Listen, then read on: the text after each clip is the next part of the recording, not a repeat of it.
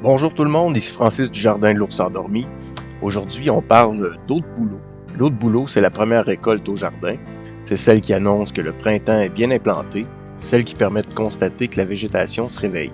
C'est notre troisième année où on entaille. À défaut d'avoir de l'érable, bien on utilise le bouleau. On se contente de ce que la région permet. L'eau de bouleau, c'est quelque chose de peu commun. Il y a des raisons qui expliquent ça. Premièrement, la quantité de sève nécessaire pour faire un sirop de bouleau est bien au-delà de celle de l'érable. Par exemple, pour faire 1 litre de sirop, on a besoin de 100 litres, alors que pour l'érable, on parle plutôt de 40 litres pour faire 1 litre de sirop. Deuxièmement, il y a le goût. Je vous le dis, ça n'a rien à voir avec le goût de l'érable. Personnellement, j'utiliserais pas ça sur mes crêpes. Par contre, pour faire de la marinade pour la viande, c'est merveilleux. Le sirop de bouleau, si jamais vous en faites, soyez pas surpris par sa couleur. C'est noir, un peu comme du Pepsi. L'eau de bouleau, si elle n'est pas bouillie pour en faire un sirop, on peut la boire naturelle comme ça. Ça fait une bonne cure de printemps. Attention par contre, ça pourrait vous amener à la toilette comme plusieurs autres produits de la forêt quand ils sont pris en excès. Alors le principe est simple. Vous avez besoin de quelques outils. Un forêt 7-16 pour percer l'arbre. Vous pouvez trouver l'équivalent en métrique, il n'y a pas de problème.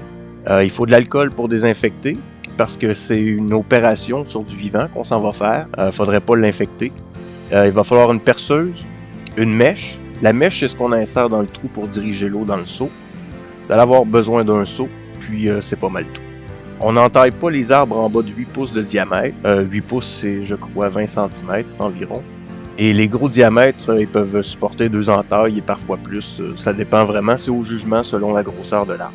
Si l'arbre a déjà été entaillé, on peut percer un quart de tour plus loin pour être sûr de ne pas être dans la même trajectoire que l'ancienne.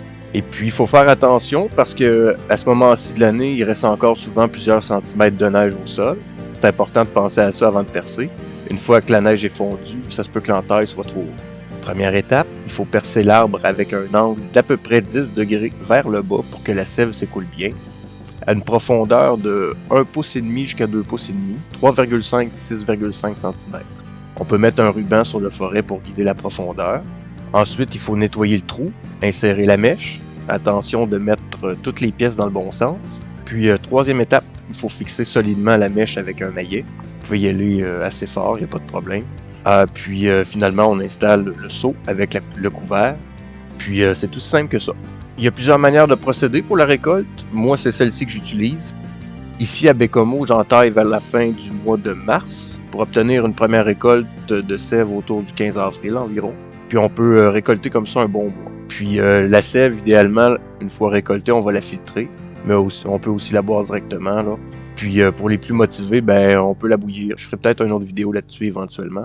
Ça vaut la peine, franchement. La première coulée qu'on boit à même le seau est mémorable par sa fraîcheur. C'est vraiment excellent.